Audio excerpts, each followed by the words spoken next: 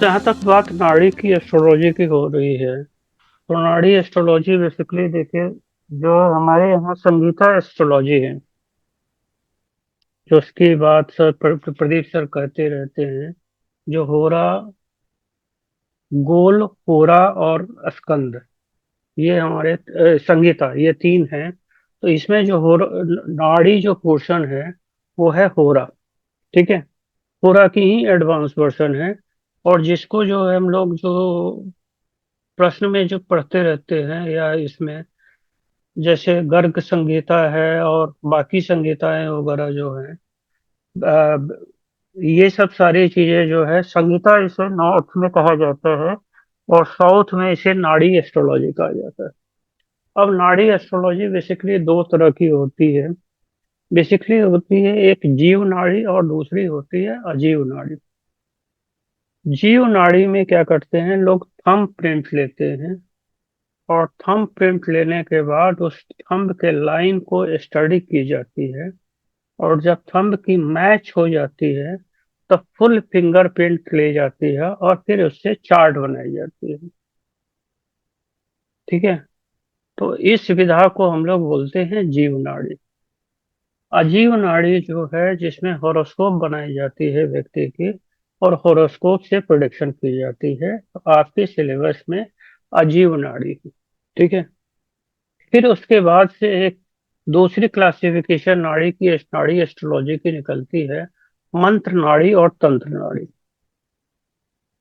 मंत्र नाड़ी जो होती है, जो बेसिकली मंत्र सिद्धि करके और लोग उसके आधार पे प्रिडिक्शन करते हैं।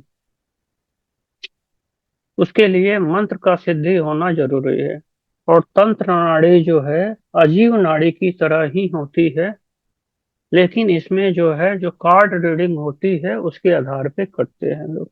उसके बाद से जो है बेसिकली इसमें जो है, जब हम अजीव नाड़ी की बात करते हैं या जीव नाड़ी की बात करते हैं, तो इसमें बेसिकली 17 पार्ट होते हैं। हर पार्ट को इसमें कंडम बोला गया है। कंडम मीन्स खंड। हिंदी में यदि बोला जाए, तमिल में इसका वर्ड अर्थ है कंडम। कंडम, और हिंदी में इसे बोला जाता है खंड। तो 12 तो हमारे बेसिक कुंडलियों के खंड होते हैं। 13वां खंड जो होता है और चैप्टर, वो होता है शांति कर्म अध्याय। तो शांति क्रम कंडम में ग्रहों की शांति के बारे में बताया गया है। जो कोई उपाय वगैरह यदि किसी व्यक्ति को करना है, तो उस उपाय वगैरह कौन सा उपाय अच्छा होगा, ये हम लोग 13th कंडम में पढ़ते हैं। फिर दशा भुक्ति के लिए जो है, यानी दशा महादशा की स्टडी, ये 14वें कंडम में की जाती है। 15वां कंडम में होती है दीक्षा की स्टडी, जिसमें मंत्र दीक्षा वगैरह ली जाती है, तंत्र दीक्षा वगैरह ली जाती है। तो दीक्षा वगैरह कौन सी लेनी चाहिए, क्या लेनी चाहिए, क्या नहीं लेनी चाहिए, ये सब 15वां अध्याय बताता है। 16वां अध्याय जो है वो औषध खंड के बारे में बताता है। तो औषध खंड में जो है बेसिकली हम लोग रेमेडी देते हैं, और इसमें औषधि के बारे में पूरी जानकारी दी गई है। इसका अधिकतर यूज जो होता है वो मेडिकल केसेस के लिए होता है, या क्रिटिकल कोई एलिमेंट है किसी व्यक्ति के इसमें, उसमें होता है। और उसके बाद से आता है हमारा 17वां अध्याय, विच इज ज्ञान खंड। तो ज्ञान खंड जो होता है, ये इसमें जो है स्पिरिचुअल नॉलेज के बारे में बात की गई है। यदि कोई स्पिरिचुअल साइड में जाना चाहता है तो उसके लिए हमारी ज्ञान खंड है। अब उसके बाद से आती है, जब हम लोग बात करते हैं नाड़ी की, तो नाड़ी में दो चीजें आ जाती है यहाँ पर। सबसे पहले आती है जीव और कर्म। तो जीव जो है वो रिप्रेजेंटेड बाय जुपिटर, और कर्म जो होता है वो रिप्रेजेंटेड बाय होता है आपके शनि। तो जहाँ और काल जो है इसमें, काल यानी मृत्यु, वहाँ वैदिक एस्ट्रोलॉजी में जो है, यानी वैदिक मतलब जो सारी तो वैदिक ही है, वैसे प्राचीन एस्ट्रोलॉजी में जो हम लोग काल काल जो कहते हैं उसे शनि रिप्रेजेंट करता है। दैट काल में समय। यहाँ पर जो इस काल की बात कर रहे हैं वो समय नहीं है, उसका मतलब है मृत्यु। ठीक है। तो आदमी की मृत्यु तब होगी जब जीव काल के मुंह में जाए और कर्म खत्म हो जाए। ठीक है। तभी व्यक्ति मरता है। यानी जीव जो है, यानी जो जुपिटर है, उसका राहु से मिलन हो, और केतु जो है, जो कि खत्म को डिनोट करता है, किसी चीज की एंडिंग को डिनोट करता है, और सैटर्न जो है वो केतु के साथ कहीं ना कहीं कनेक्टेड हो। तो सैटर्न यदि कहीं ना कहीं से कनेक्टेड हो गया, और जुपिटर के सैटर्न कहीं ना कहीं केतु के साथ कनेक्ट हो जाए, और जुपिटर यदि राहु के साथ कनेक्ट हो जाए, तो वो जो पीरियड होता है वो बहुत ही डिफिकल्ट पीरियड होता है। उसी पीरियड के लिए जो है बेसिकली लोग जो है उपाय खंड करते हैं, या शांति खंड वगैरह का की जाती है। बेसिकली उसी उसी टाइम के लिए की जाती है शांति खंड की पूजा, जिसमें हमारे यहाँ पे बेसिक बोला जाता है जो ये फलान इस साल जो है आपके लिए मृत्यु योग है। ठीक है। यदि पुराने चार्ट आप लोगों ने पढ़ा होगा तो उसमें ये पढ़ा होगा जो इस साल जो है आपके मृत्यु योग है। ठीक है। तो ये बेसिकली कुछ उसी टाइप की चीजें हैं। फिर उसके बाद से हम लोग पढ़ेंगे कर्मा सिद्धांत। कर्मा सिद्धांत में हमारी आती है संचित कर्मा, प्रारब्ध कर्मा, दृढ़ कर्मा, अदृढ़ कर्मा, क्रियामान कर्मा, और आगामी कर्मा। अब नाड़ी एस्ट्रोलॉजी जो है प्योरली जो होती है वो दो दो तीन चीजों के बेस पे होती है। पहला होता है इसमें कर्म सिद्धांत। कर्म सिद्धांत का बहुत ज्यादा इसमें महत्व दिया गया है। और दूसरा है कारक का। हर चीज की स्टडी के लिए एक डिफरेंट डिफरेंट कारक है, और उस कारक की जो सिग्निफिकेशंस है वो हर चीज में वैदिक से थोड़ी सी अलग है। वैदिक मतलब पराशरी एस्ट्रोलॉजी से थोड़ी सी अलग है। ठीक है। थोड़ी बहुत कंफ्यूजन शुरू में हो सकती है, बाद में वो कंफ्यूजन नहीं होती है। फिर उसके बाद से हम लोग पढ़ेंगे चंद्रकला नाड़ी। चंद्रकला नाड़ी में बेसिकली जो है नाड़ी के 150 इक्वल डिवीजन होते हैं। ठीक है। 150 इक्वल, और 150 या 150 अनइक्वल। तो टोटल जो होते हैं चंद्रकला नाड़ी में, टोटल 300 पार्ट्स होते हैं, डिविजन्स होते हैं, जिसे हम लोग ये पढ़ते हैं, क्या नाम है, चंद्रकला नाड़ी। फिर उसके बाद से जो है नेक्स्ट नेक्स्ट जो हम लोगों का टॉपिक आता है वो आता है कारक के बारे में, ग्रहों के बारे में। ग्रहों के ग्रह क्या क्या करते हैं, कारक क्या क्या करते हैं, राशियां क्या करती है, भाव क्या करते हैं, नक्षत्र क्या करते हैं। फिर उसके बाद से एक टॉपिक आती है वो होता है नवांश का। तो नवांश में जो है, ये नवांश जो है दिस इज बेस्ड ऑन ध्रुव नाड़ी और चंद्रकला नाड़ी। तो ध्रुव नाड़ी में एक कंसेप्ट है राशि तुल्य नवांश का, तो उसे भी हम लोग स्टडी करेंगे। और चंद्रकला नाड़ी में एक कॉन्सेप्ट है नवांश तुल्य राशि का, उसे भी हम लोग करेंगे। फिर जो है नवांश में ही दो भाग किए जाते हैं। इसे बोला जाता है पूर्व भाग और मध्य उत्तर भाग। पूर्व भाग और उत्तर भाग, एक नवांश के दो पार्ट किए जाते हैं। पहला पार्ट को पूर्व भाग कहते हैं और दूसरे पार्ट को उत्तर भाग कहते हैं। फिर उसी नवांश में अष्टक वर्ग की स्टडी की जाती है। यहाँ तक, यहाँ जो हम लोग करते थे वो राशि में अष्टक वर्ग निकालते थे, वहां पर हम लोग जो है नवांश में अष्टक वर्ग निकाले। ठीक है। और नवांश में जो हमारी जो नवांश की जो कंसेप्ट वगैरह हैं, इसमें नवांश से पूरे प्रिडिक्शंस हम लोग करेंगे, लाइफ लाइफ साइकिल की पूरी प्रिडिक्शंस। फिर इसके बाद से जो है कुछ कंसेप्ट्स हैं नाड़ी में, जो स्पेशल कंसेप्ट्स वगैरह होते हैं। पहला, और स्ट्रेंथ, प्लैनेट की स्ट्रेंथ क्या है।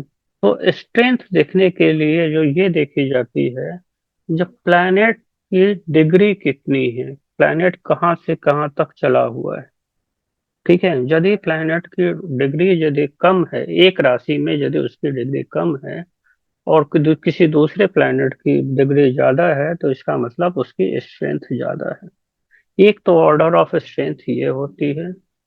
दूसरा जो ऑर्डर ऑफ स्ट्रेंथ जो माना जाता है नाड़ी एस्ट्रोलॉजी में, सबसे पावरफुल कोई प्लैनेट माना जाता है नाड़ी एस्ट्रोलॉजी में, दैट इज राहु। और राहु के ऊपर जो है, राहु से ठीक नीचे जो है सूर्य आता है। ठीक है।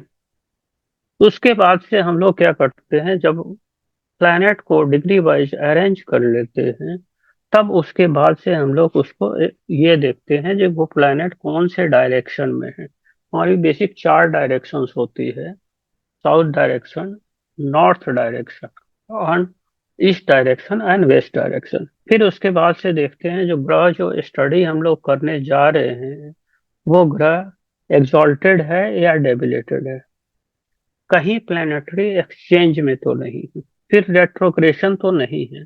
अब यहाँ पर जो रेट्रोग्रेशन जो स्टडी की जाती है, वो एकदम से अलग सी रेट्रोग्रेशन की स्टडी होती है। ठीक है। फिर उसके बाद से देखी जाती है जो प्लैनेट कहीं रेट्रो डायरेक्ट मोशन में तो नहीं है। ठीक है। ये एक डिफरेंट टाइप ऑफ ये होती है, जो पहले रेट्रो हो और उसके बाद से रेट्रो हो के यदि डायरेक्ट प्लैनेट हो रहा है, तो उस प्लैनेट को बोलते हैं हम लोग retro direct motion of the planet.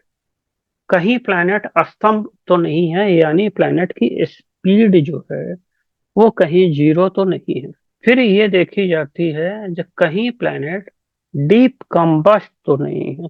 Combust तो बहुत सारे रहते हैं, उससे कोई मतलब नहीं है, लेकिन कहीं डिफीट डीप कंबस्ट तो नहीं है। फिर उसके बाद से हम लोग देखते हैं जो बेसिक कंसेप्ट देखी जाती है, दैट इज गृह युद्ध। प्लैनेट कहीं डिफीटेड तो नहीं है, विनिंग तो नहीं है।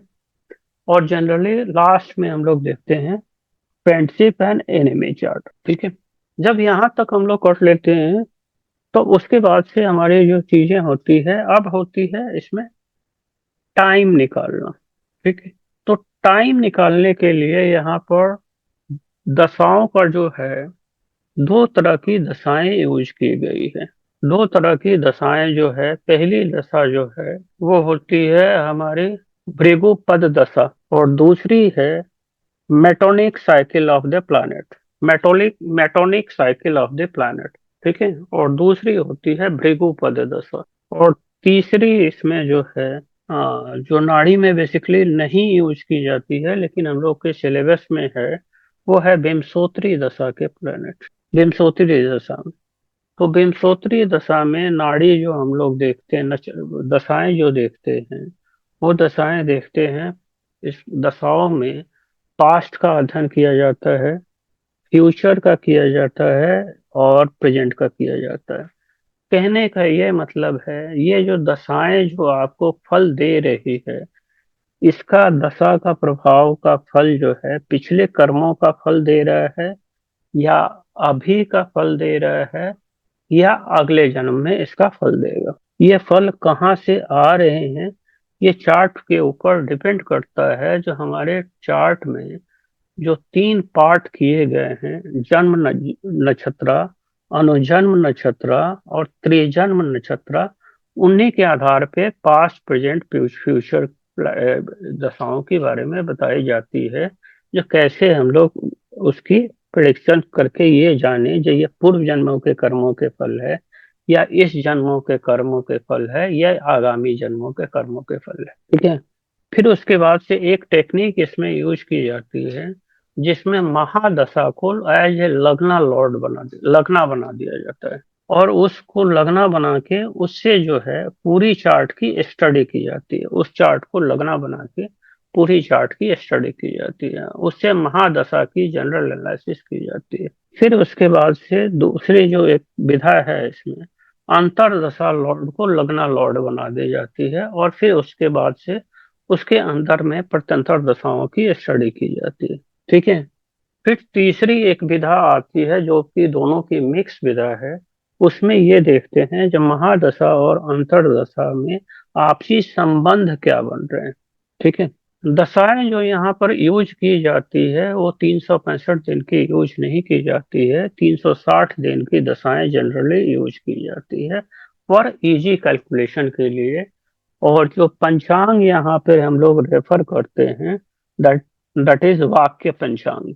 ये पंचांग जो होती है ये सूर्य सिद्धांत पे सूर्य सिद्धांत पे दृक पंचांग के नाम से बनी रहती है। सूर्य सिद्धांत पंचांग बोल लीजिए या दृक पंचांग बोल लीजिए, नॉर्थ इंडिया में मिल जाएगा। वैसे साउथ इंडिया में इसे वाक्य वाक्य पंचांग कहा जाता है। फिर उसके बाद से एक बहुत ही अच्छा कॉन्सेप्ट है इसमें नाड़ी में, वो है progression of the planet. Progression of the planet के बिना जो है नाड़ी हमारी अधूरी रहती है। इसमें जो है प्रोग्रेशन में हम लोग जुपिटर की प्रोग्रेशन को स्टडी करते हैं मेनली। जुपिटर की जो प्रोग्रेशन है हमारे सिलेबस में बेसिकली ऐसे जो है प्रोग्रेशन जो है स्लो मूविंग प्लैनेट्स की जाती है, जुपिटर, सैटर्न, राहु और केतु। लेकिन हमारे सिलेबस में मात्र दो दो प्लैनेट की प्रोग्रेशन के बारे में बताया गया है, that is Jupiter and moon. Moon का प्रोग्रेशन, ठीक है। तो जुपिटर की प्रोग्रेशन जो है हर साल में जुपिटर अलग अलग हाउसेस में प्रोग्रेस करता है, ठीक है। यानी हर साल में एक एक आगे की तरफ बढ़ते रहता है। जैसे जो है ताजिक में मुंथा जो है हर एक साल पे आगे बढ़ती रहती है, वैसे ही यहाँ पर ट्रांजिट का जो प्रोग्रेशन का जुपिटर एक एक साल में आगे बढ़ते रहता है। फिर पास्ट लाइफ कर्मा और फ्यूचर लाइफ कर्मा के स्टडी के लिए हम लोग मून की प्रोग्रेशन देखते हैं। तो मून में दो प्रोग्रेशंस होते हैं। एक होता है बैकवर्ड प्रोग्रेशन, जो कि पास्ट लाइफ कर्मा के बारे में देखने के लिए मिलता है। और दूसरा जो देखा जाता है which is forward progression, that is आने वाले चीजों के बारे में देखने को के लिए हम लोग यूज करते हैं। वो बैकवर्ड प्रोग्रेशन से हम लोग जो देखते हैं वो ये देखते हैं जब बैक जो चीजें जो घटी हुई है या जो आज आपको मिल रही है वो पूर्व जन्मों के कर्मों के फल है या अभी का फल है, ठीक है। और फॉरवर्ड प्रोग्रेशन से ये देखा जाता है कि आपके प्रेजेंट कर्म जो हैं उनके अनुसार से क्या फल आपको मिलेंगे। उसके बाद से एक कंसेप्ट और आती है, दैट इज कॉल्ड त्रिदशा सिस्टम, ठीक है। त्रिदशा जो सिस्टम होती है इसमें पास्ट, प्रेजेंट और फ्यूचर तीनों दशाओं को लेकर विप्सोत्री दशा के ऊपर लगाई जाती है। ये एक थोड़ी सी टिपिकल मेथड है और वेरी यूनिक टू नाड़ी मेथड। फिर उसके बाद से मोक्ष त्रिकोण के बारे में आप लोगों को बताई जाएगी।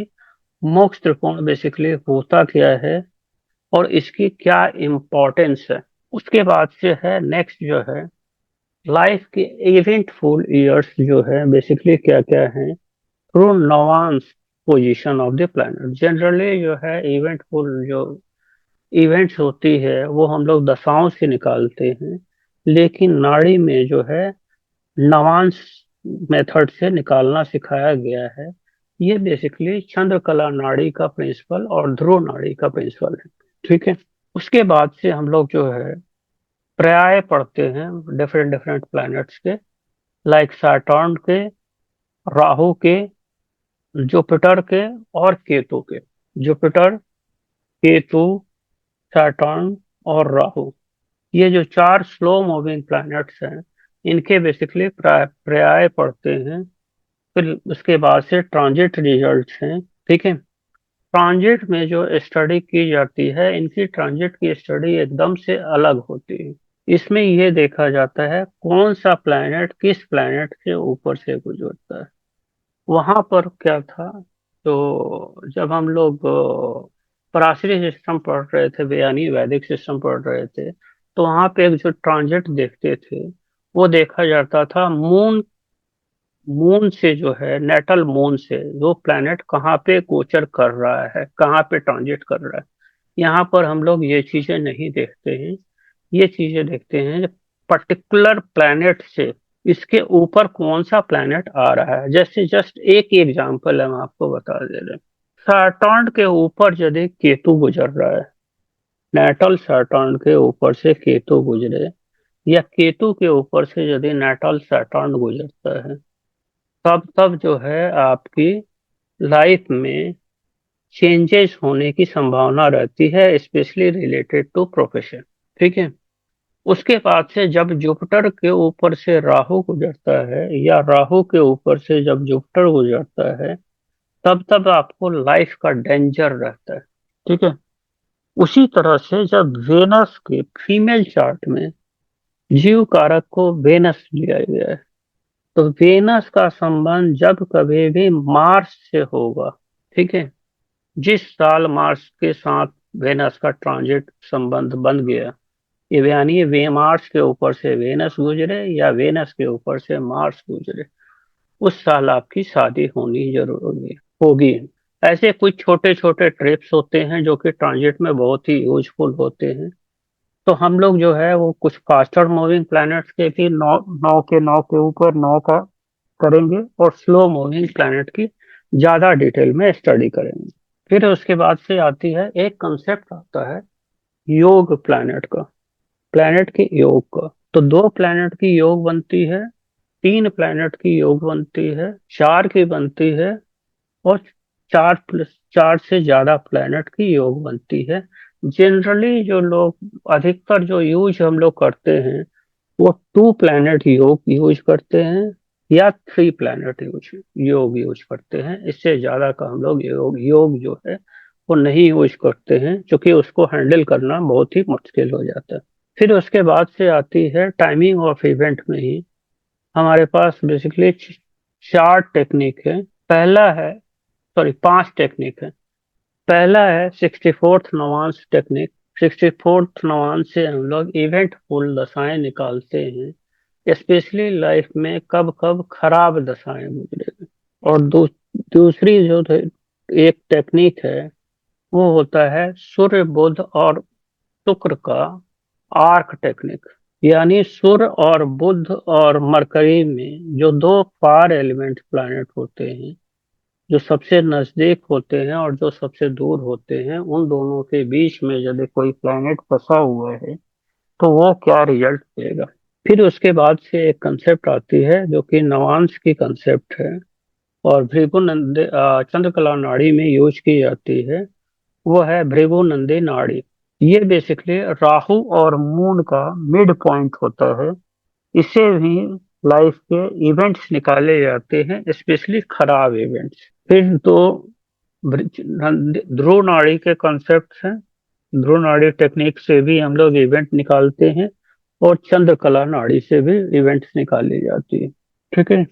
अब उसके बाद से जब बात करते हैं राशियों की, ये हमारी सिलेबस थी। अब सिलेबस के अलावा जो हम लोग जो चीजें पढ़ेंगे वो पढ़ेंगे, एक मेथड है direction chart method and trine method. तो प्लैनेट की जो कंपोजिशंस बनती है इसमें पहला होता है, ये कंसेप्ट माना जाता है, हर प्लैनेट का ट्राइन जो होता है, जो प्लैनेट अंडर कंसिडरेशन है उसके ट्राइन में कौन कौन से प्लैनेट हैं। यदि एक ट्राइन में है तो इसका मतलब वो एक डायरेक्शन में है। और यहाँ पर डायरेक्शन एस्ट्रोलॉजी का सबसे ज्यादा महत्व लिया जाता है, क्योंकि यदि प्लैनेट एक डायरेक्शन में है तो वो प्लैनेट एक जैसे रिजल्ट देंगे, और वो कंबाइंड होके अपना स्ट्रेंथ देते हैं। दूसरा जो दिया जाता है, सेवेंथ हाउस को यूज किया जाता है। सेवेंथ हाउस जो होता है वो बराबर फर्स्ट हाउस को अपोज करता है, उसके रिजल्ट में विघ्न डालता है, रोकता है उसको, कहीं गलती तो नहीं कर रहे हो आप। उसके बाद से होता है second house and third twelfth house. Twelfth house हम पास्ट में क्या करके आए हुए हैं, और सेकेंड हाउस जो है हम क्या करने वाले हैं। ठीक है। तो कहीं पे यदि कुछ गड़बड़ हमने कर दी हुई है तो उसको सुधारने के लिए जो है हमारे पास सेकेंड हाउस बराबर रहता है, जो आगे हमसे गलती ना हो सके। कई बार क्या होता है, जो हम लोग खोजते रहते हैं जो प्लेनेट में कहाँ गलती हो गई, तो पता लगता है जब पास्ट में गलती थी तो वो गलती कहाँ पे थी। तो या तो 12वें भाव ने नहीं रोका उसको, ठीक है, जो गुजर गया था वहां पे हम लोगों ने गलती कर दी थी, या जो हमारा अपोजिशन था, जो सेवेंथ हाउस था, उसने नहीं रोका। या फिर देखते हैं जो हमारे साथ में जो प्लैनेट थे ट्राइनल में, इन्होंने तो कहीं गड़बड़ नहीं कर दी। इसी सब चीजों की स्टडी हम लोग नाड़ी नाड़ी इसमें करते हैं। ठीक है जी। आप कोई क्वेश्चन है तो बताइए। तो सिन्हा साहब, ये था कि जो एक अगस्त नाड़ी है ना, जिसमें ताड़पत्र वाला होता है, हाँ जी, हाँ जी। तो वो अलग चीज है? हाँ जी, ये करीब जो है नाड़ी जो है ये करीब 72 टाइप के होते हैं। अच्छा। ठीक है, 72 भी नहीं, ये बेसिकली 144 टाइप के होते हैं, जिसमें जो है 72 टाइप के जीव नाड़ी होते हैं, 72 टाइप के अजीव नाड़ी होते हैं, और फिर 72 टाइप के जो है मंत्र नाड़ी होते हैं, और 72 टाइप के आपके जो है तंत्र नाड़ियां होती हैं। तो नाड़ियां बहुत है। ठीक है। हम्म। और हम्म। हर नाड़ी में जो ताम्रपत्र पर लिखी गई है वो करीब नहीं भी हो तो 1.5 लाख से 2 लाख के करीब श्लोक है। जिस हम्म। चंद्रकला नाड़ी की बार बार हम बात कर रहे थे, वो हमने यहाँ पे देखा हुआ है चेन्नई सेंट्रल लाइब्रेरी में। ठीक है। एक अलग कमरा है उसका, हम्म। और करीब 250 के आस ढाई लाख या 2.5 करोड़ के आसपास जो है उसमें ये है ताम्र पत्र, 2.5 करोड़? 2.5 करोड़ नहीं है, 2.5 लाख या 25 लाख के आसपास है। सब वो पुराना? जिसमें बहुत सारी खराब हो गई, हम्म। जो बची हुई हैं वो बहुत ही खस्ता हालत में, किसी तरह से उन्होंने कुछ नाड़ी के ग्रंथों को बचा के रखा हुआ है। और थैंक किसी यू का सर। कोई क्वेरी? आई थिंक अगर कोई बचा हुआ प्रश्न है तो बाद में पूछा जा सकता है। Sinha sir, if you permit we can start with ठीक है। नक्षत्र। ठीक है। Thank you sir. धन्य- मैं स्क्रीन शेयर करता हूँ साथ साथ, जो कि मैं इस्तेमाल करूंगा आपको बताने के लिए। पर उससे पहले मेरा सिर्फ एक ही अनुरोध है कि कृपा करके अपने अपने वीडियोज अगर ऑन कर लें तो मुझे बहुत अच्छा लगेगा। बाकी आपकी इच्छा है, तो आपका कितना वो आप इस चीज में करते हैं। आई विल बी ग्रेटफुल अगर आप वीडियोज ऑन करते हैं। Thank you so much. मेरा स्क्रीन सबको नजर आ रहा है? जी सर। मैं आप सबका स्वागत करता हूं। और इससे पहले कि मैं आगे बढ़ूं, एक छोटा सा श्लोक हम पढ़ेंगे। जो जिसको ये श्लोक मालूम है वो मेरे साथ गुनगुना सकता है। ओम सहना ववतु सहनो भुनक्तु सह वीर्यं कर्वावहै तेजस्विनावधीतमस्तु मा विद्विषावहै। ओम शांति शांति शांति। ये उपनिषद का शांति पाठ है। और देखा जाए तो गुरु और शिष्य के बीच का एक संवाद है, जिसके अंदर गुरु और शिष्य के बीच में बोला यह गया है कि आइए हम साथ इकट्ठे बैठकर खाएं पिएं, पढ़ें, अपना ताकत ग्रहण करें, और इसका इस्तेमाल सदुपयोग करें, और किसी भी हालत में विद्वेष ना हो एक दूसरे के साथ। अगर किसी गुरु से कोई शिष्य आगे निकल जाता है तो आई एश्योर यू, गुरु को बहुत अच्छा लगता है मेरे से मेरा शिष्य आगे बढ़ गया। I welcome you all. आपने एक कोई भी श्लोक हो जो पढ़ते हैं हम, तो उससे पहले खास तौर पर जब गायत्री मंत्र का पाठ करते हैं तो पहले ये तीन शब्द जरूर इस्तेमाल करे जाते हैं, ओम भूर भुवः स्वहा। तो जब भू भुवः स्वहा की बात होती है तो ये देखा जाए कि है क्या ये। भू तो पृथ्वी को बोलते हैं, भुव सोलर सिस्टम को बोलते हैं, जो कि हमारे को पृथ्वी से नजर आता है। और ये सोलर सिस्टम में क्या है? सूर्य और उसके चारों तरफ घूमने वाले नक्षत्र, बेसिकली सूर्य से चारों तरफ घूमने वाले प्लैनेट्स। बेसिकली 9 प्लैनेट्स बनते हैं हम जैसे गिनते हैं, अन्यथा हैं तो साथ ही। और स्वहा, स्वहा इज द आउटर सर्कल, जो दूर आकाश के अंदर तारों भरा चक्र हमको नजर आता है, जिसके अंदर नक्षत्र मंडल है। वहां पर ही देवता सारे के सारे रिजाइड करते हैं। इसको स्वहा बोलते हैं या स्वर्गलोक को बोलते हैं। और जिसका बादशाह, जिसकी लॉर्डशिप जो है इंद्र को दी गई है। अब ये सोलर सिस्टम जो हम देखते हैं वो पृथ्वी और इस यूनिवर्स, आउटर यूनिवर्स के बीच में दिखाई देता है। तो एक चीज तो समझ लीजिए कि सारे के सारे प्लैनेट्स आपस में मूव कर रहे हैं, परंतु नक्षत्र मूव नहीं कर रहे। स्टार की बेसिकली डेफिनेशन यही है कि स्टार वो है जो स्थिर है, जो मूव नहीं करता है। तो जो भी प्लैनेट्स हैं वो इस बैकग्राउंड के अंदर मूव कर रहे हैं, और मूव करते करते एक जगह से दूसरी जाते हैं। हमारे ऋषियों ने सबसे पहले नक्षत्रों का ही पता लगाया था, और नक्षत्र विद्या का ही स्टार्ट किया था। नक्षत्र को अगर हम किसी ऑर्डर में लिखना चाहें तो बेसिकली तीन तरह से लिख सकते हैं। मैंने दो ही लिखे हैं इसके अंदर। बेसिकली तीन तरह से लिख सकते हैं। पहला यह है कि अश्विनी से शुरू करते हैं और रेवती तक जाता है। वो फिजिकल एंटिटी को जाहिर करता है जो कि हमारी कुंडली के देख सकता है। दूसरा, स्पिरिचुअल एंटिटी की बात करते हैं, जब भी आध्यात्म की बात करते हैं तो कृतिका से शुरू होता है, जैसा कि पराशर ने मेंशन किया है। विविचोतरी दशा के बारे में भी वो बोलते हैं कि कृतिका आदि की दशा जो सी है वो चलती है। कृतिका पहली दशा सूर्य की होती है। Zodiac existing at the level of Bhuvaloka, और ये जो है सायन चक्र और सिड्रल चक्र, इन दोनों के बीच का क्लैश है। And I can assure you, हमारा जो सिड्रल चार्ट है उसके अंदर बहुत सी ज्यादा चीजें ऐसी हैं जो छुपी हुई हैं, जो हमारे को एक नए लेवल तक लेके जाती हैं जब आगे पता लगे। कुछ समय के बाद इन नक्षत्रों को उन्होंने 108 हिस्सों में बांटा, जो कि उनके पद हैं, चार चार पद, हर नक्षत्र का 27 गुना 4 करके, और फिर 12 राशियों में इसको बांटा।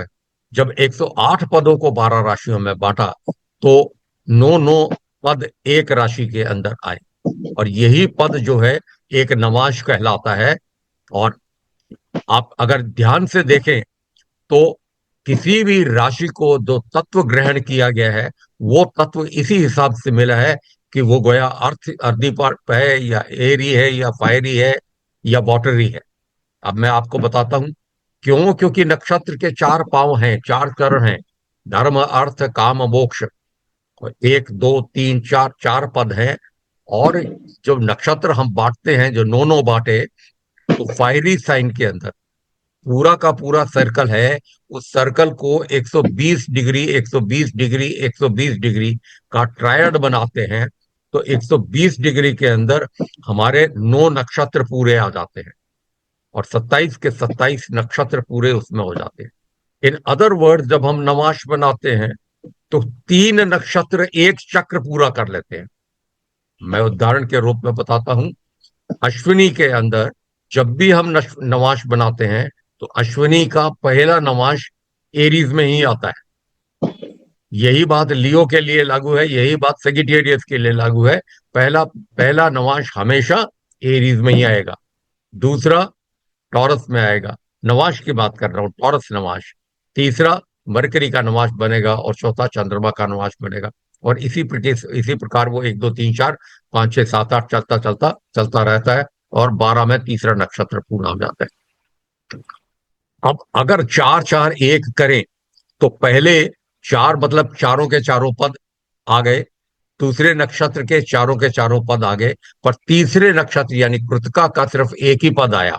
यानी सूर्य के नवांश का, सूर्य के नक्षत्र का सिर्फ एक ही पद आएगा फायरी साइन में, और जो कि धर्म का पद है। और यही कारण है कि फायरी साइंस को हम धर्म का पद बोलते हैं। सारा का सारा ये आप पढ़ सकते हैं।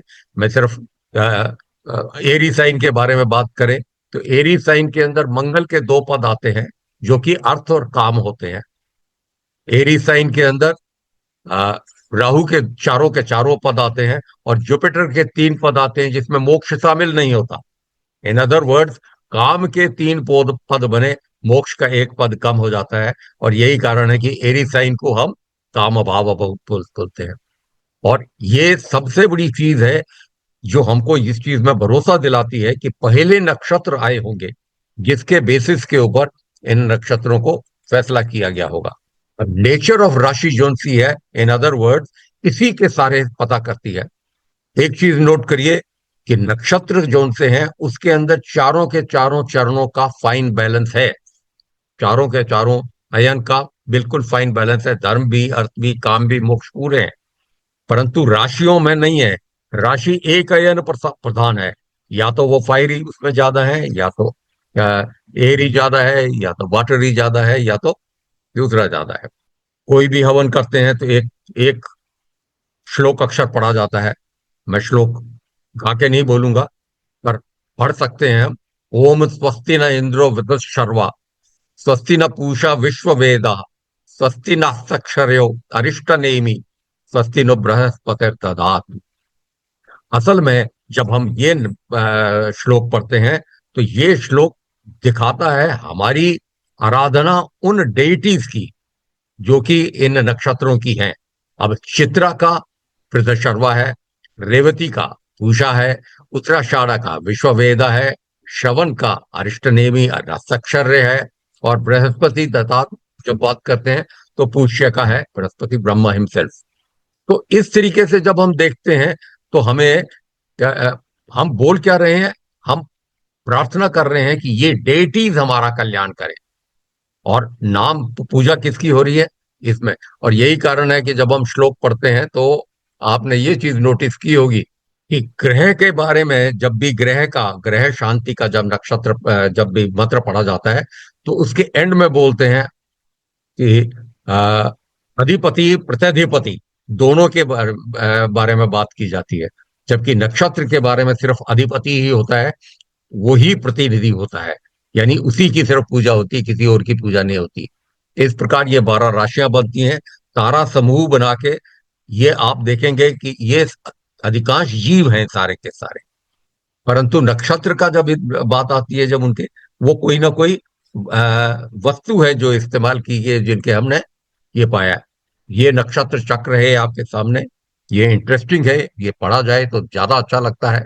अगर मैं देखूं तो अश्विनी से लेकर अगर मैं बात करता हूं इधर, और इधर मैं बात करता हूं ये, सॉरी मेरी पकड़ जोड़ सी है बहुत ज्यादा खराब है, और तीसरा, यानी ये चार राशियां, ये चार राशियां और ये चार राशियां अलग अलग तीन ट्रायड बनाते हैं। और इसी इसी प्रकार से हम नक्षत्रों का एक चक्र तैयार करते हैं। अब ये चक्र इस प्रकार बना के भी कर सकते हैं आप, ये चक्र आप एक टेबल के रूप में भी बना के कर सकते हैं, जैसा भी आपको उचित समझता है उसके हिसाब से। और जब ये चक्र बन जाता है तो यही चक्र है जो एक और रूप देके सप्तशलाका चक्र के रूप में आता है, या किसी रूप के अंदर ये सर्वतोभद्र के रूप में आता है, परंतु उसके अंदर प्राइम क्या होता है, नक्षत्र होते हैं। और इन नक्षत्रों के बिना पर ही हम ये डिसाइड करते हैं कि वो ट्रांजिट का इफेक्ट किस प्रकार का होगा। मेयरली सेइंग प्रिंसिपल्स बहुत बार काम नहीं करते। उदाहरण के तौर पर आज के दिन कौन सा नक्षत्र, मैंने पूछा था कि नक्षत्र कौन सा है, धनिष्ठा नक्षत्र है। अब धनिष्ठा नक्षत्र मंगल का नक्षत्र माना जाता है। अब मंगल का नक्षत्र तो दशा के लिए हिसाब से, यानी धनिष्ठा नक्षत्र में पैदा हुआ जातक को दशा मिलेगी मंगल की। अन्यथा धनिष्ठा का जो डेटी है जिसकी पूजा पाठ करना होगा वो तो वसु है, अष्ट वसु। ये अष्ट वसु कौन है, ये अष्ट वसु है, आपने ये श्लोक पढ़ा होगा, भूमि रापो अनलो वायु खम मनो बुद्धि ये बता। ये गीता का श्लोक है जिसके अंदर 5 भूत हैं। पहले पंचभूत कौन कौन से, पृथ्वी, जल, वायु, अग्नि और आकाश, ये 5 भूत। इसके अलावा सूर्य, चंद्रमा और नक्षत्र, ये 8 तरह के देवता हैं जो वसु है। और ये सारे के सारे वसु किस क्या हैं, ये सैनिक हैं इंद्र के। इंद्र के सैनिक हैं, इंद्र के 5 मेन सैनिक हैं और 3 सपोर्टिंग सैनिक हैं जिनकी मदद से वो रूल करता है। नक्षत्र का कोर्स जो 1 साल का कोर्स होगा, इसके अंदर आप पढ़ेंगे क्या, पहले 6 महीने प्रवीण होगा, अगले 6 महीने विशारद होगा। दोनों में 2-2 पेपर्स हैं। पहले पेपर के अंदर फंडामेंटल ऑफ नक्षत्र ज्योतिष पढ़ा जाएगा और एलिमेंट्स पढ़े जाएंगे। तीसरा पेपर यानी विशारद का जो पेपर होगा उसमें नक्षत्र के एसेंशियल्स पढ़े जाएंगे और नक्षत्र का फल देखा जाएगा। हर पेपर के 2-2 यूनिट भी होंगे। पहला यूनिट के अंदर बेसिकली एस्ट्रोनॉमी है कि तारा क्या है, स्टार क्या है, नक्षत्र क्या है, स्टार्स गैशियस बॉडीज हैं या फिजिकल बॉडीज हैं, नक्षत्र अबोर्ड ऑफ गॉड्स कैसे कहते हैं। अब पारसी के अंदर इसको अलमंजिल अल कमात बोलते हैं, यानी जो कायनात है उसकी मंजिल जो थी, ultimately basically abode of the devata, यानी सारे के सारे देवता यहाँ बसते हैं। Difference between constellations and the sign of zodiac, ये मैंने थोड़ी देर पहले बताया था, किस प्रकार जोडियक के अंदर और कॉन्स्टलेशंस के अंदर किस प्रकार साइंस में आपस में फर्क पड़ जाता है। स्टार्स की 7 पर्टिकुलर किस्म है, ये बेसिकली अलग अलग किस्म से ये बताया जाता है, क्योंकि स्टार एक एस्ट्रोनॉमल बीइंग है। जिस तरीके से हम ह्यूमन बीइंग है वैसे ही वो टेरेस्ट्रियल बीइंग है। स्टार पैदा होता है, स्टार बड़ा होता है, स्टार पूरी लाइट देता है, फिर फेड होता है और अल्टीमेटली खत्म हो जाता है, ब्लो अप हो जाता है। और ये लाइफ का साइकिल जो चलता रहता है, कितनी लाइट उसके अंदर है उसके हिसाब से उसको OBAFGKM के रूप में बांटा गया है। योग तारा और उसका सिग्निफिकेंस क्या है? हर नक्षत्र के अंदर सबसे ज्यादा चमकने वाला तारा एक प्रिंसिपल स्टार होता है, जिसको योग तारा बोलते हैं। इस तारे के साथ से ऑकल्ट करता हुआ चंद्रमा जाता है, या बाकी के प्लैनेट जब गुजरते हैं तो उसके जितना पास से जा सकते हैं जाते हैं। इन अदर वर्ड्स, वो उस पर्टिकुलर नक्षत्र को इफेक्ट करते हैं उस टाइम पर। नंबर ऑफ स्टार्स इन 27 नक्षत्र, 27 के 27 नक्षत्र के अंदर कुछ एक स्टार्स जो बड़े प्रोमिनेंटली सीन है, उनका नंबर है, जिससे ये डिसाइड होता है, ये पता लगता है कि कितने समय के बाद जिंदगी के अंदर बार बार होता रहेगा। जो थोड़ी देर में मैं आपको इसके बारे में और बताऊंगा, और इनके योग तारों के एस्ट्रोनॉमिकल नाम क्या है। पेपर 2 के अंदर कुछ एक महर्षि को हम पढ़ेंगे, इन्होंने क्या कंट्रीब्यूशन किया है, ये नेट पे मिल जाएगा, आप लोग आपस में खुद भी देख सकते हैं। लगदा, वराहमिहिर और भास्कर, ये तो हमको पता है कि ज्योतिष के रूप में इन्होंने इतना कुछ दिया है, मैथमेटिक्स का इतना कुछ दिया है कि पूरी की पूरी एस्ट्रोनॉमी इन्हीं के नाम पे लिखी हुई है। वराहमिहिर को तो सो मत सो, वराहमिहिर ने अपना जंतर मंतर की स्थापना की थी, जिसको देखकर ईरान का बादशाह जब आया था उज्जैन उनकी मीटिंग के, तो रिक्वेस्ट किया था कि वराहमिहिर को बोलिए ईरान में भी जाके तेहरान में एक ऐसा ही वो स्थापित करे, और यही कारण है कि वो तेहरान में जाके उसने ऐसा ही जंतर मंतर स्थापित किया। Number of fix stars, west कितना फॉलो करते हैं, चाइनीज कितना देखते हैं, और मॉडर्न एस्ट्रोनॉमी कितना देखते हैं। 27 नक्षत्र ही क्यों चुने, 28 नक्षत्र ही क्यों चुने? इतने सारे नक्षत्र, इतने तारे हैं, लाखों तारे हैं आसमान में, पर फिर भी हमने 27-28 ही क्यों चुने? नक्षत्र का मुहूर्त में क्या इंपॉर्टेंस है, और हॉरोस्कोप को डिलिनेट करने के लिए क्या इंपॉर्टेंस है इसका, ये देखेंगे। नेमिंग ऑफ मंथ्स, मास, हिंदू मास, चैत्र, वैशाख, जेठ, आषाढ़, ये सारे के सारे नाम जो उनसे हैं, पूर्णिमा को या पूर्णिमा के आसपास पड़ने वाले नक्षत्र के बेसिस पर है। जिस प्रकार चैत्र चित्रा के नाम से आया है, वैशाख विशाखा के नाम से आया है, ज्येष्ठ ज्येष्ठा के नाम से आया है, आषाढ़ षाढ़ा के नाम से आया है, और फाल्गुन फाल्गुनी, उत्तर फाल्गुनी या पूर्व फाल्गुनी, क्योंकि ये जो पूर्व और उत्तर जोन से हैं, एक ही चीज के दो हिस्से हैं। भद्रा, भाद्रपद, इस प्रकार ये महीने बने हैं। तो ये हम नाम आपको फिर दोबारा बताएंगे। पेपर 2 के अंदर क्लासिफिकेशन ऑफ नक्षत्र आपने P1 के अंदर जरूर पढ़ा होगा। संपाद पथ, क्षेम, नृप, प्रतिहार, असाध, निषाद, वेद, मित्र, अरुमित्र, ये जोन से हैं, इसी रूप में फल देते हैं। यानी जिस नक्षत्र के अंदर जातक जन्म हुआ है, उसके बाद नक्षत्रों को 9 सीरीज के अंदर, यानी अगर एरीज में जन्म लिया है तो एरीज से लेकर 9 पहले लिख लिए, फिर उसके बाद 10 से लेकर 18 तक, और उसके बाद 19 से लेकर 27 तक सारे के सारे नक्षत्र को लिख लिया, तो क्या बना? हमें एक ऑर्डर मिल गया, और जिसके अंदर पहला नक्षत्र जन्म सम है, दूसरा संपत है, तीसरा विपत है, चौथा क्षेम है, उसके बाद पांचवा प्रत्यारी, साधक नैदान सातवां होता है।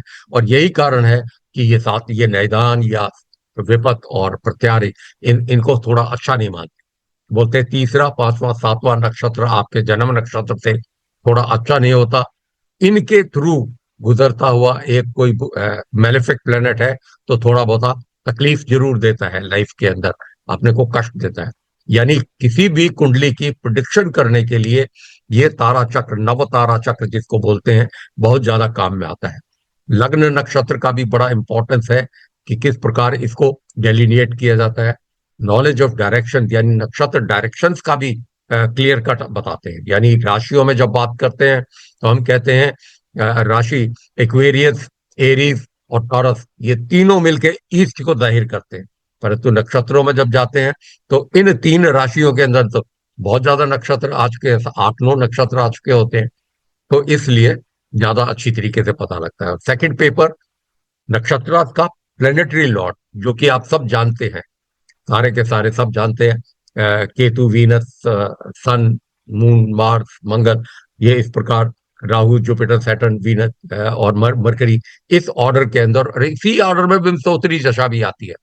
परंतु विंशोत्तरी दशा और कैलकुलेशन दशा, ये नॉर्मल दशा है, इसमें कोई वो फर्क नहीं है, परंतु इसको पढ़ने का डिफरेंस है। हम आमतौर पर जैसे अगर किसी की आज के दिन मंगल की दशा चल रही है और मंगल में मरकरी चल रहा है, तो हम कैसे बात करते हैं कि साहब एक दूसरे से कितनी दूर पोजीशन है, या एक दूसरे के मित्र है या एनिमी है। इसी रूप में हम अक्सर बात बात करते हैं कि साहब ये दशा अच्छी जाएगी या खराब जाएगी। परंतु असल में सत्य ये है कि भुक्ति जो उनसी है, भुक्ति की दशा अपने नक्षत्र के आधार पर देती है। एक प्रिंसिपल है जिसको हम डिस्पोजिटर प्रिंसिपल बोलते हैं।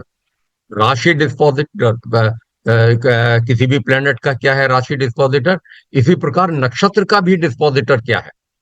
उस डिस्पोजिटर के हिसाब से अब मान लो ये नक्षत्र, ये मरकरी, वैसे मरकरी बैठा हुआ है नाइन्थ हाउस के अंदर, बहुत अच्छी दशा जानी चाहिए। और मान लो लग्नेश है मंगल, तो दशा बहुत अच्छी जानी चाहिए इस रूल के हिसाब से।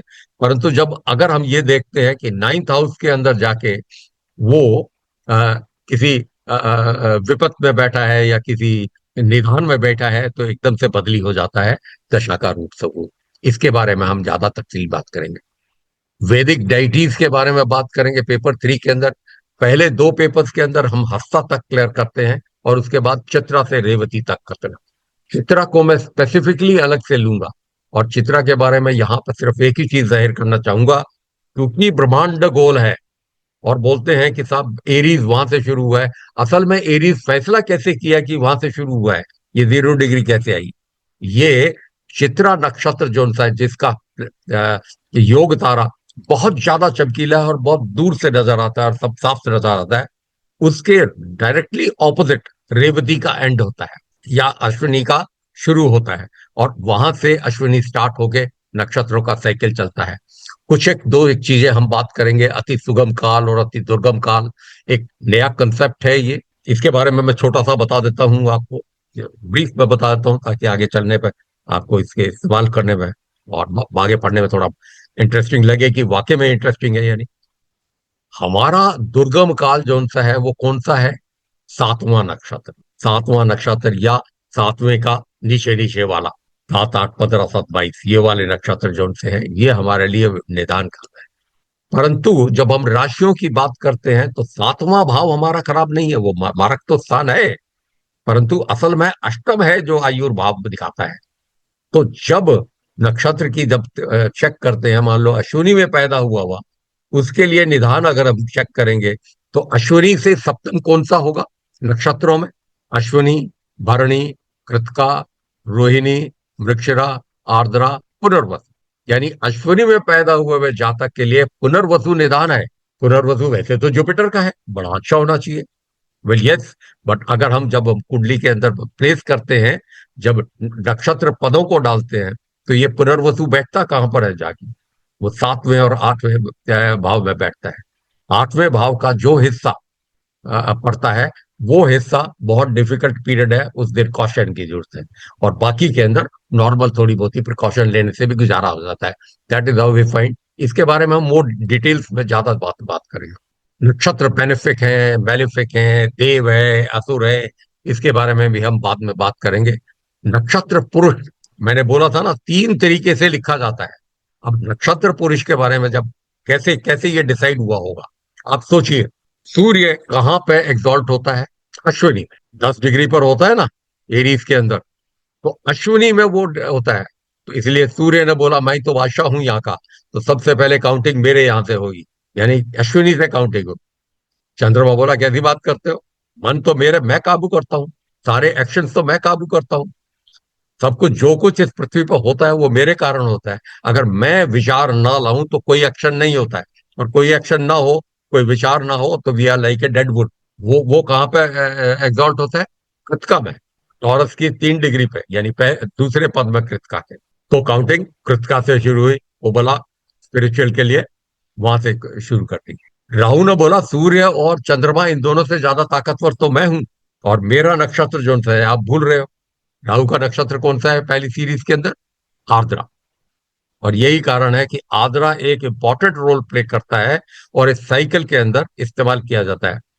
सप्तनाड़ी आर्द्रा से शुरू होता है।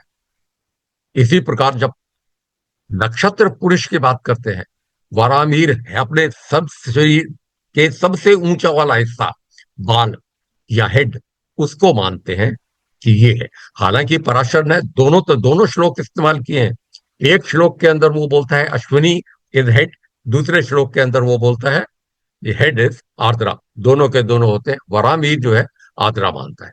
थर्ड पेपर जो सा है यूनिट 2 का, उसके अंदर अनुरक्त ग्रह, ये है central planet of the previous life. क्यों? क्योंकि प्लेनेट जो सा है बेसिकली प्रीवियस लाइफ, नक्षत्र जो है प्रीवियस लाइफ के किए गए हमारे सिंस को जाहिर करता है। ये जो श्लोक है जो पंचांग के लिए पढ़ा जाता है, उसके बारे में अगर मैं अगर एक एक पल ले लूं, वो बोलता है तिथ्येश श्रीय वापनेति, यानी श्री, हमारा जो मान सम्मान है, इज्जत है, वो तिथि के कैसे मिलती है, वो कभी पंचांग की बात करेंगे। नक्षत्र पापम हरति, नक्षत्र पापम हरति, यानी हमारे जितने भी पाप हैं वो उसमें धारण किए हुए हैं और वही हरते हैं। एक एक संहिता है जिसको बोलते हैं कर्म विपाक संहिता।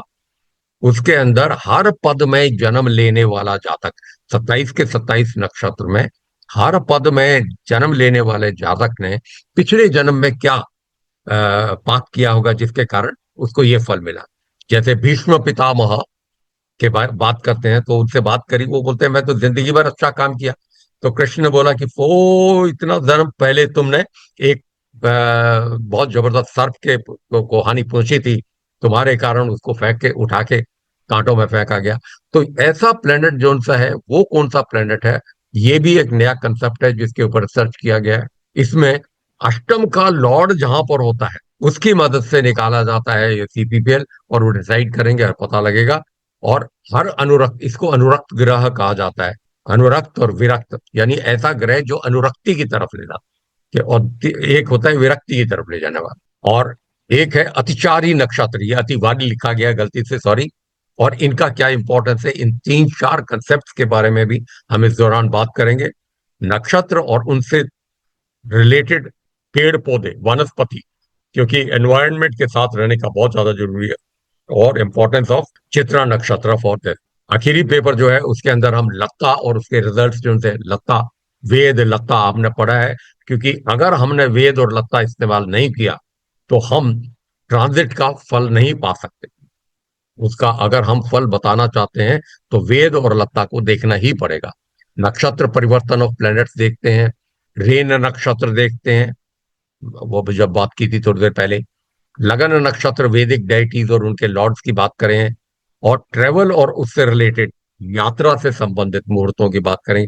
ये बेसिकली मुहूर्त पे बात आ जाएगी। एक पल और ले लेता हूं मैं, इससे पहले ज्यादा टाइम तो नहीं हुआ है। मैं मेरे को आधे घंटे का टाइम दिया था, तो अभी मेरे को 20 15 मिनट हुए बोलते हुए। स्टार क्या है? स्टार पैदा होता है, लाइट एमिट करता है, बर्न आउट होता है। इसका मतलब डस्ट से शुरू होता है, डस्ट में जाता है। एक नेबुलाई से शुरू होता है और अल्टीमेटली नेबुलाई में ही चला जाता है। मेरे पास फोटोज हैं, मैं दिखाऊंगा बाद में कभी। बहुत सारे स्टार्स हैं, लाखों तारे हैं, और जिसको हम ढूंढना चाहते हैं वो मिलता नहीं है। क्या ये सारे तारे जो उनसे हैं ये तारा ही कहलाते हैं? हम तारा कहते किसको है? हर तारा, हिंदी के अंदर स्टार को तारा बोलते हैं, पर जब हम तारा की बात करते हैं तो एक खास मीनिंग अटैच किया जाता है। या तो नवतारा के रूप में अटैच किया जाता है, या पूरे नक्षत्र को हम तारा के रूप में अटैच करते हैं, जो कि कुंडली मिलान के लिए किया जाता है। नक्षत्र शतपथ ब्राह्मण के हिसाब से नक्षत्र का मीनिंग कैसे है? नक और क्ष, देव ग्रह वे नक्षत्राणी, जहां पे देव रहते हैं वो नक्षत्र है।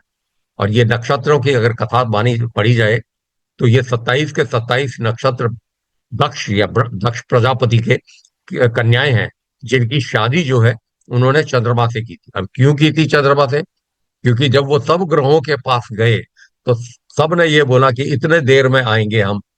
शनि बोला मैं 30 साल में एक चक्कर काटूंगा, जुपिटर ने बोला 12 साल में काटूंगा, मंगल ने बोला 4 साल में काटूंगा, सूर्य 1 साल में, वीनस 1 साल, मरकरी 1 साल।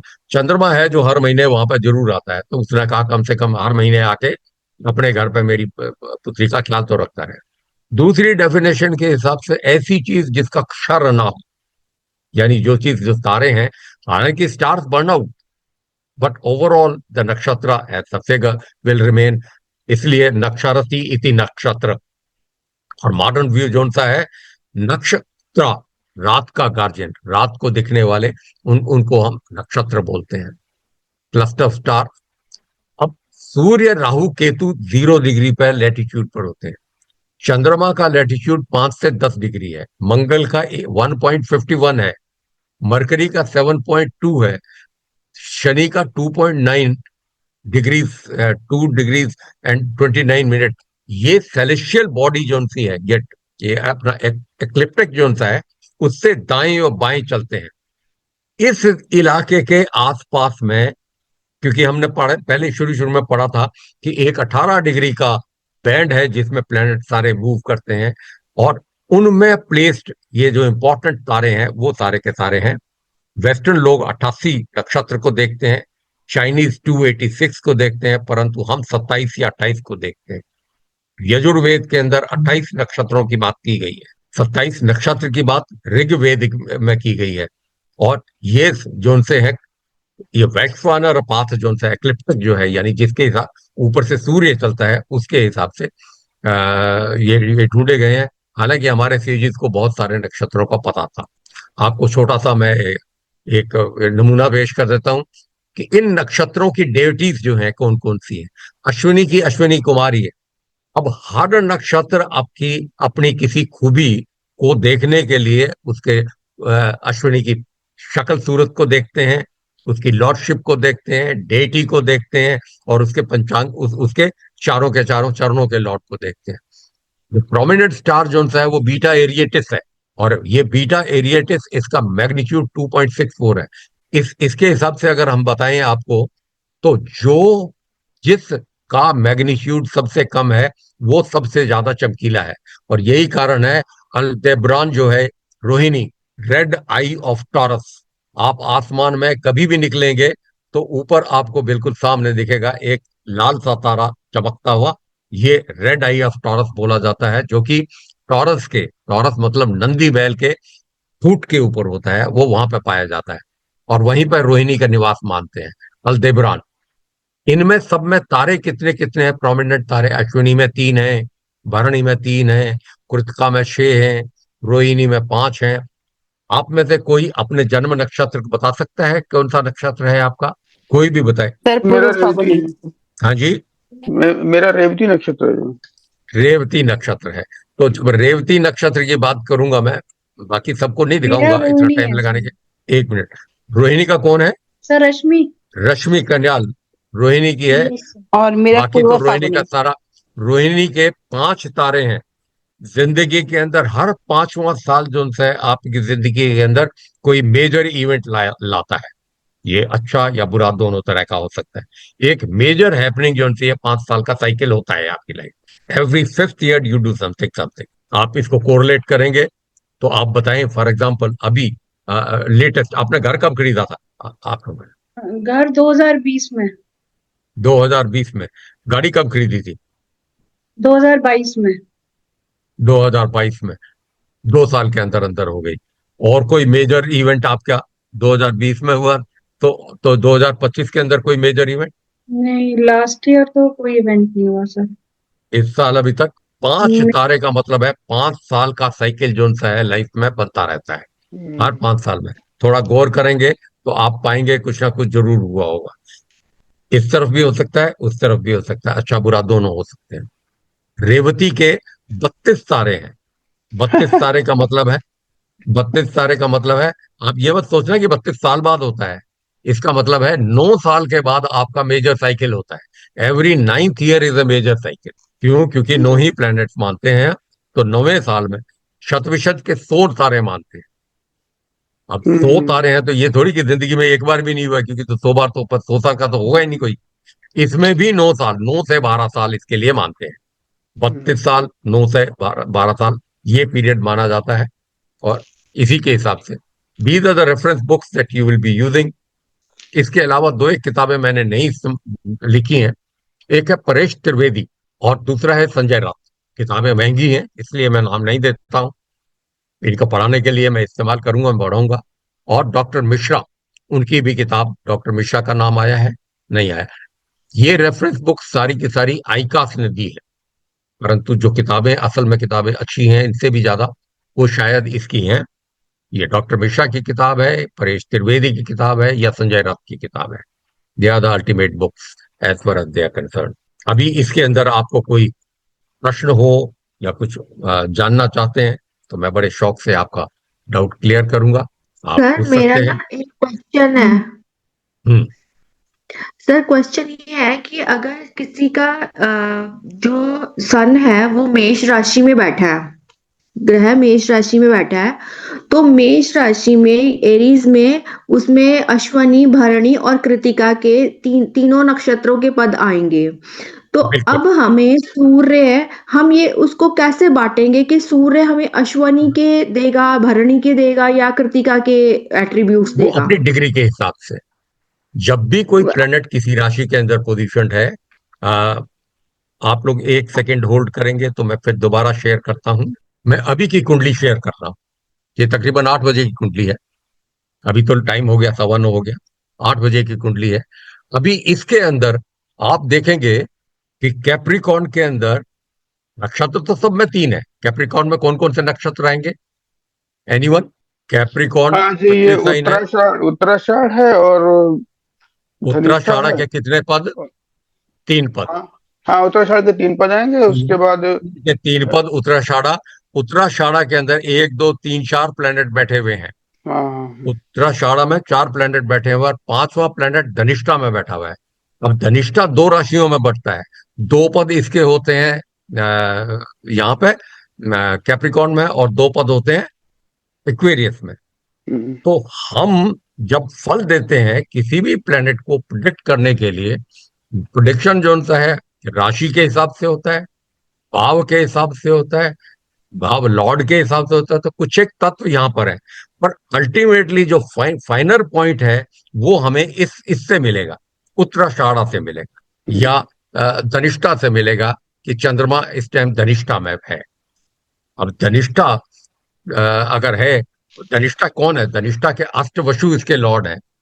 अब अष्टवसु इसके लॉर्ड हैं, यानी बेसिकली विष्णु भगवान जो है उनकी ये पूजा करें तो इनको फल मिलेगा। इसके बारे में अगर मैं यजुर्वेद का आपको श्लोक पढ़ के बताऊं तो वो बोलता है, वसो पवित्रमसि शतधारम, वसो पवित्रमसि सहस्रधारम, देवत्वा सविता पुनातो वसु, पवित्रेण शतधारेण सुत्वा काम युधा। यानी जिस प्रकार कामधेनु गाय फल देती थी उस प्रकार ये हमको फल दें सारे के सारे। और दूसरा जो सा है धनिष्ठा, नाम धनिष्ठा हम लगाते हैं, पर असल में हमारे वैदिक ग्रंथों के हिसाब से इसका नाम धनिष्ठा नहीं है, इसका नाम है श्रविष्ठा। श्र और विष्ठा, यानी एक साइड में इसके शतविशद है और दूसरी साइड में इसके श्रवण है। श्लोक बोलता है, भूतम परस्ताद भूतिरवस्थात, यानी सर्विष्ठा जोन सा है इसके लॉर्ड जोन से वसु हैं, जिनके एक तरफ भूतम परिस्तात चिन्ह से वो है सत्विषा, और दूसरी तरफ है शवन जो कि विष्णु का है। यानी वरुण और विष्णु दोनों के दोनों इसके आमने सामने हैं। तो इस प्रकार जब हम देखते हैं तो प्रिडिक्शन उतना ज्यादा फाइनर हो जाता है। एनीवन, एंड आई होप मैंने मैडम आपका डाउट क्लियर किया है या फर्दर कंफ्यूज कर दिया। हाँ जी। जी, बहुत अच्छा बताया आपने सर। मैम अगर आपने किस जो क्वेश्चन पूछा था, आपने अपना ज्योतिष प्रवीण कंप्लीट किया हुआ है ना? क्योंकि नाड़ी और नक्षत्र इन दोनों कोर्सेज के लिए ज्योतिष प्रवीण की का सर्टिफिकेट मैंडेटरी है। जी मैम, किया हुआ बाकी है। जहां तक, वेरी गुड, वेरी गुड। और कोई किसी को कोई क्लेरिफिकेशन? एडमिशन अभी तक जारी हैं। हम कोर्स इसी सप्ताह टेक ऑफ कर रहे हैं, तो यानी ये कोर्स इसी सप्ताह शुरू हो जाएगा। एंड बिलीव मी, मैं ही पढ़ाऊंगा आपको ये नक्षत्र के बारे में। और जैसा कि मैं अक्सर कहता रहता हूँ, शेफाली मैम हंसती रहती है, मेरा कोई ज्ञान नहीं है इसके बारे में, मैं भी सीख रहा हूँ। तो इसलिए अगर आप लोगों के साथ बैठ के पढ़ेंगे तो मैं भी सीखूंगा और आप लोग भी सीखेंगे। हो सकता है कि मैं थोड़ा सा ज्यादा जानता हूँगा, आप थोड़ा सा शेयर कर पाऊंगा। अन्यथा इस समुद्र के अंदर मैं भी मोती चुनने की कोशिश कर रहा हूं। अभी तक कोई मोती नहीं मिला मुझे। मैं तो रेत के कण लिए जा रहा हूं बस अभी तक। That is how it is. All those who are interested in joining, you are most welcome. Pradeep sir भी ज्वाइन कर लिए हैं। We are really grateful to you sir. Pradeep sir हमारे वाइस प्रेसिडेंट हैं आईकास के, ऑल इंडिया आईकास के वाइस प्रेसिडेंट है, national vice president. और अपने बिजी शेड्यूल में से भी वो टाइम निकाल के अगर हाजिर हुए हैं तो we are really grateful to him. और अगर वो दो शब्द कहना चाहेंगे तो will be grateful sir. Thank you very much. PC sir. G Venkatesh साहब, ये वेंकटेश साहब की ह्यूमिलिटी है, वो कहते हैं मैं सीखूंगा आपके साथ। सागर कभी भी नहीं कहता कि मोती ढूंढ लो आके, कहते सागर है मैं मोती ढूंढो, कभी ढूंढवा देंगे मोती आपके साथ। तो यही कहना चाहूंगा कि नाड़ी और नक्षत्र के कोर्स हम लोगों ने शुरुआत किए हैं, लोगों के इंटरेस्ट है और पूरा ज्योतिष नक्षत्र पे आधारित है। और नक्षत्र को समझना और उसको आगे बढ़ना एक बेनिफिशियल टूल है। और नाड़ी के लिए है कि नाड़ी आजकल एक ऐसी प्रोडिक्टिव की टेक्निक है जो भी नक्षत्र पे आधारित है। ये दोनों पे नक्षत्र के आधार पे खेल होता है इस पे। तो आप सीख जाएंगे तो आप लोगों को मिल जाएगा, बट कंडीशन केवल यही है कि नक्षत्र, नाड़ी, पामिस्ट्री और वास्तु, इनमें से आप एक ही कोर्स कर सकते हैं एक बार में। इनके सब एग्जाम एक साथ होते हैं, डेट क्लास करती है। और कुछ स्टूडेंट देख रहा हूँ जो प्रवीण मनु ने एडमिशन लिया है, अनफॉर्चुनेटली वो एडमिशन नहीं ले सकते अभी, क्योंकि उसके लिए प्रवीण का क्वालिफिकेशन बहुत जरूरी है। पाटिल जी, आपका इंटरेस्ट अच्छा था, आपने सुना, अच्छा लगा आपको बैठना है यहाँ पर, बट आप एडमिशन 1 साल के बाद ले पाएंगे, अभी नहीं ले पाएंगे। ठीक है। और बाकी लोग जिन्होंने प्रवीण किया हुआ है वो लोग इसको ज्वाइन कर सकते हो। कर लेंगे तो आप लोगों को एक नई विधा का डिटेल मिल जाएगा। जैसे पढ़ाते तो हम लोग ज्योतिष में ही पढ़ाते हैं, पर आपको यहाँ पर कुछ एक्स्ट्रा मिल जाएगा जिससे आप इसका इस्तेमाल कर सकते हो। Yes, एंड अगले शुक्रवार, अगले मंगलवार से we'll start the classes. yes, sir. And before that, tomorrow we have introductory class for numerology and tarot. And numerology और tarot जो है ICAS नोएडा के अपने courses हैं, so they can be taken with everything. आप जो भी course ले रहे हैं उसमें कोई भी conditions नहीं है, if no ifs and buts, you can take one or both of them along with whatever you are doing. So और please मजे join की in बात है tomorrow. कि न्यूमरोलॉजी और टैरो में कोई एग्जाम नहीं देना होता आपको, हाँ, आपके ऊपर exam भी एग्जाम का नहीं कोई है. डर नहीं होता। परीक्षा दी जाएगी पर एग्जाम नहीं होगा। ठीक है। Okay, all the best to all of you. And कल सेम लिंक पे आप लोग न्यूमरोलॉजी और टैरो का भी इंट्रोडक्टरी क्लास अटेंड कर सकते हैं. And any of your friends if they are also interested please ask them to join. नमस्कार। नमस्कार। आई एम एंडिंग नमस्कार सर।